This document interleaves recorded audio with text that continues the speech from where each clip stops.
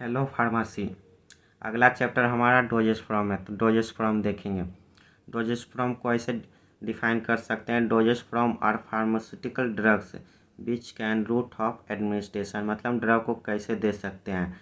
Tablet, capsule, powder, liquid, emulsion, suspension. Drug को कैसे administration मतलब दे सकते हैं, कैप्सूल द्वारा, पाउडर द्वारा, लिक्विड द्वारा या फिर इमल्सन या सस्पेंशन के द्वारा। डोजेस फॉर्म बनते कैसे हैं। डोजेस फॉर्म मतलब हुआ मेडिसिन, एपीआई मतलब ड्रग, और उसमें कोई इंग्रेडिएंट मिला के एक मेडिसिन तैयार करते हैं। आगे classification of dosage form. Dosage form are generally classified into 3 category. इसमें पहला dosage form, solid doses form, liquid dosage form and semi solid doses form. Solid doses form को भी 2 भागों में बांटा गया, यूनिट डोजेस फॉर्म, बल्क। दूसरा liquid dosage form को भी 2 भागों में बांटा गया, मोनोफेजी and बाईफेजी।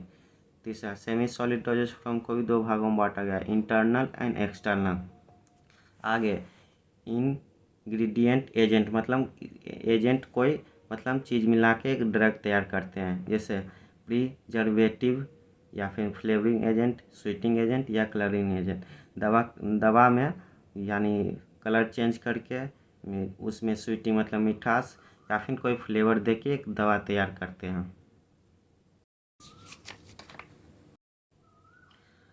Classification of dosage form में जिसमें पहला same solid doses form. Solid doses form को भी 2 भागों में बांटा गया, unit dosage form and bulk. Unit dosage form में इतने सारे आते हैं, tablets, capsule, pills and powder, ये यूनिट डोजेस फॉर्म में आते हैं। अगला है बल्क। बल्क को भी 2 भागों में बांटा गया, इंटरनल और एक्सटर्नल।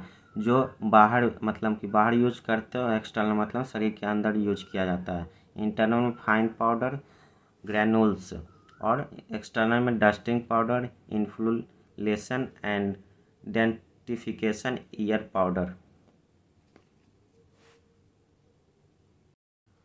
अगला है liquid dosage form. Liquid dosage form को भी 2 भागों में बांटा गया, बाईफेजिक एंड मोनोफेजिक। बाईफेजिक में ये दोनों आते हैं, इमल्सन एंड सस्पेंशन।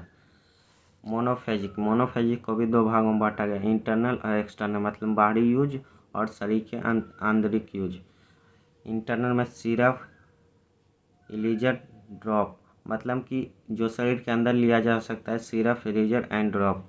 एक्सटर्नल मतलब बाहर लगा सकते हैं, शरीर के बाहर, लोशन, स्प्रे, ड्रॉप या गार्गल्स मतलब शरीर के बाहर के लिए।